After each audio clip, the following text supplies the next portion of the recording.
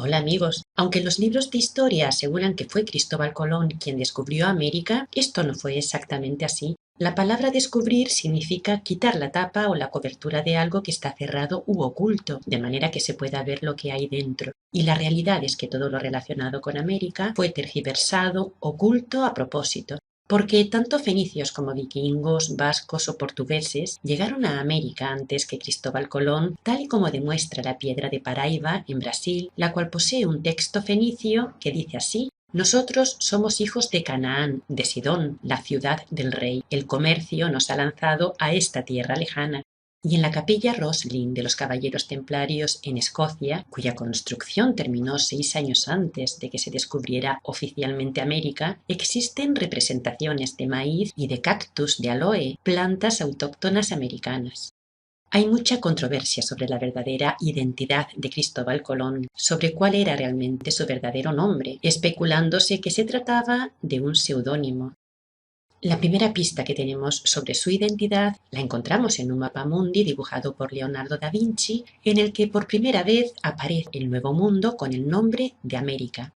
El mapa se basaba en la información ofrecida por el cartógrafo y navegante florentino Américo Vespucio. En 1507, el cartógrafo y sacerdote alemán Martin Balsemüller publicó un tratado de geografía en el que presentaba una descripción del Nuevo Mundo acompañada de una carta de Américo Vespucio. En el mapa aparece el nombre de América debido a que Martin Balsemüller bautizó así el continente en honor a quien él creía que era su verdadero descubridor, Américo Vespucio. El mapa tuvo un gran éxito y se vendieron miles de ejemplares en pocos meses, contribuyendo a la popularización del nombre de América. En la parte superior, a la izquierda, junto a un globo terráqueo en donde se representa el Nuevo Mundo, aparece un retrato de Ptolomeo, y a la derecha se encuentra Américo Vespucio. Sin embargo, y bajo la presión, 6 años después, Martin Balsemüller rectificó en un mapa posterior, llamando al nuevo continente Terra Incógnita y afirmando que su descubridor fue Cristóbal Colón y no Américo Vespucio, porque esa era la versión que se debía dar.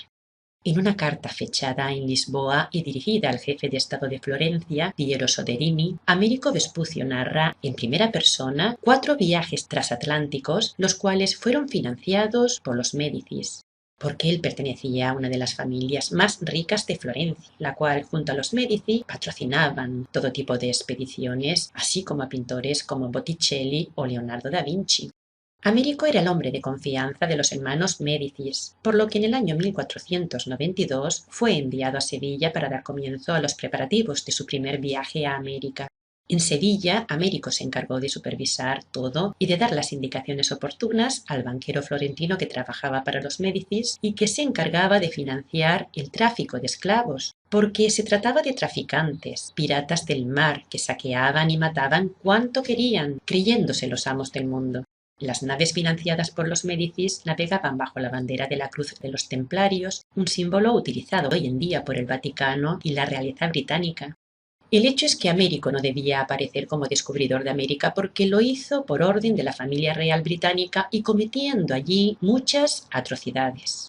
A bordo de carabelas, hasta América llegaron multitud de flotas de auténticos piratas, cuyo emblema era la calavera y los huesos. Estos piratas tenían la orden de matar y de saquear todo lo que pudieran del Nuevo Mundo, así como de esclavizar a la gente, y fueron los responsables de la muerte de millones de personas, auténticos sacrificios humanos.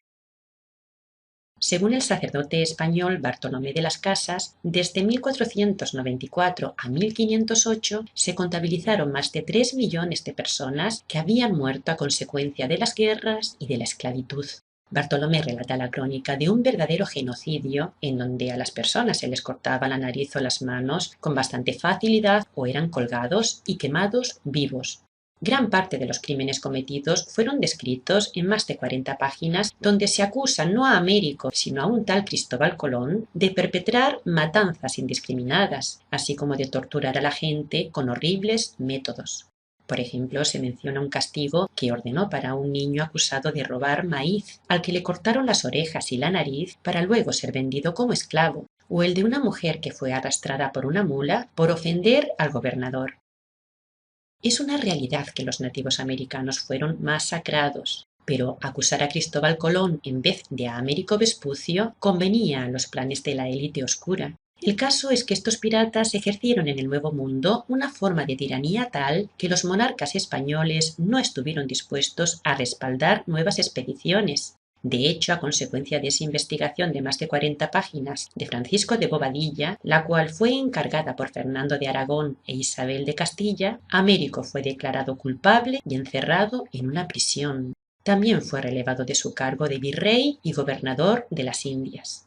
Tras ser liberado gracias a sus buenos contactos con el Vaticano y con la realeza británica, comenzó una etapa de reclamaciones contra la corona española, mientras preparaba un nuevo viaje comandado por él y por Vicente Yáñez Pinzón. Pero ese viaje no se llevó a cabo por la falta de apoyo de los reyes de España. Al ver sus proyectos contrariados por los soberanos españoles, Américo se dirigió a Portugal, donde convenció al rey para que le confiara 3 carabelas. En una carta enviada a Lorenzo Médici, Américo relata el viaje realizado en una flotilla de 3 naves portuguesas, criticando la incompetencia de los pilotos portugueses y presentándose como un héroe que, gracias a sus conocimientos de cosmografía, había salvado la expedición. Aunque en sus innumerables cartas no mencionaba el rol que él mismo jugaba en estas expediciones, al no hacerlo y contar los hechos siempre en primera persona, el lector podía sobreentender que era él quien estaba al mando. En un artículo de Navarrete titulado Noticias exactas de Américo Vespucio, da fe de una declaración de Alonso de Ojeda, el cual afirma que el viaje que tuvo lugar en 1499 trajo consigo a Juan de la Cosa, Américo Vespucio y a otros pilotos. Con esta definición se da por entendido que Américo era declarado como un piloto, es decir, una pieza importante de la expedición. Los escépticos sobre su verdadero protagonismo en los primeros viajes a América se fundamentan en detalles como que su nombre no aparece en algunos archivos o en determinados errores o inexactitudes que hay en sus cartas. Pero estos errores no son inusuales en los relatos de los navegantes de su tiempo, porque el cargo de piloto tenía entre sus principales responsabilidades la de preservar los secretos que se refieren a la navegación marítima, y cualquier filtración estaba penada con la muerte. El mismo Américo decía que se reservaba en su fuero interno cuanto había sucedido en determinadas jornadas. Él era considerado un perito en el arte de navegar y también era conocido por su conocimiento en la astronomía náutica. Numerosos autores reconocen que los mapas de América de los primeros años del siglo XVI fueron elaborados a partir de materiales aportados de forma directa o indirecta por Américo Vespucio. Por ejemplo, los mapas de Cantino y de Caverio plasman el tercer viaje que realizó Américo Vespucio al Nuevo Mundo.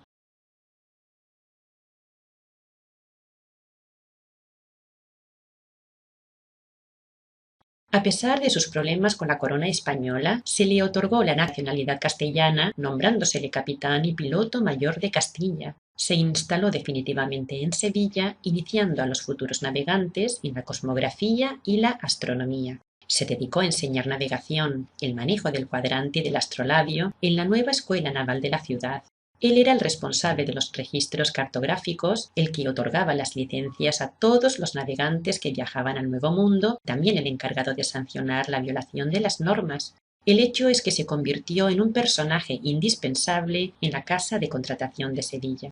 Vivía una vida de lujo en una casa situada en la calle del Rey, la cual pertenecía al obispo Juan Rodríguez de Fonseca, y en donde era servido por esclavos. Una de sus esclavas era una mujer canaria, la cual dio a luz a un niño y a una niña en esa misma casa, porque, aunque Américo estaba casado, tuvo descendencia con esa mujer. La isla de La Gomera, en las Islas Canarias, pasó a la historia por ser el lugar en donde estos piratas partieron. Los comeros de aquella época pudieron conocer en primera persona a Américo Vespucio, Pizarro, Vasco de Gama, Hernán Cortés, Núñez de Balboa o Juan Sebastián Elcano, por ser considerada el último lugar conocido en el que los marineros, aventureros o flotas recalaban antes de partir hacia destinos inciertos. Su situación estratégica convirtió a la isla en la puerta de entrada al Nuevo Mundo.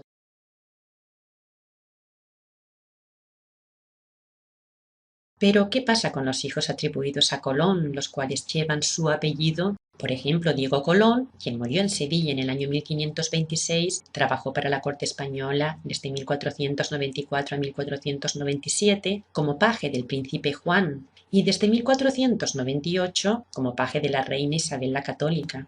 Cuando debido a su pésima gestión el llamado Cristóbal Colón perdió los privilegios sobre las tierras descubiertas, Diego Colón intentó recuperar esos derechos, dando comienzo a lo que se conoce como pleitos colombinos. Diego contrajo matrimonio con una sobrina del duque de Alba, un noble que le apoyó hasta lograr que fuera nombrado gobernador en el Nuevo Mundo. En el año 1509 llegó a Santo Domingo con la flota de su tío Bartolomé Colón. Pero los que llevan el apellido Colón no son descendientes de Américo, sino del corsario Vicenzo Colombo, quien navegaba los mares mediterráneos saqueando y matando, como hacían todos los piratas del Imperio Británico. En los primeros años de vida marítima, Américo Vespucio trabajó al mando de Vicenzo Colombo y existen numerosas leyendas que los relacionan. Pero tras una sentencia de muerte, Vicenzo Colombo fue ahorcado en la torre del muelle de Génova junto a otro pirata llamado Cristóforo Salvago. Y esto sucedió apenas 2 meses antes de que América fuera descubierta de forma oficial. El hecho es que Américo Vespucio tuvo una gran habilidad para limpiar su pasado a ojos de los demás y para no ensuciar el nombre de su familia, por lo que adoptó el nombre de Cristóbal Colón. Esta es mi deducción como consecuencia de mis investigaciones, la que dice que Américo Vespucio fue el verdadero Cristóbal Colón, pero también la que lo señala como un terrible pirata, despiadado y cruel. Hasta pronto, amigos.